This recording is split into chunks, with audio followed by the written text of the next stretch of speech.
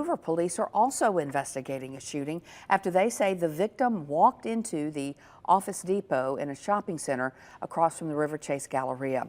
Police believe the victim was shot in a nearby Wendy's parking lot. That Wendy's is right there near that Office Depot. Police say he suffered from multiple gunshot wounds and was taken to UAB Hospital in critical condition. Investigators, though, have not released any information about suspects or arrests at this time, but they ask if you know anything to call Hoover Police.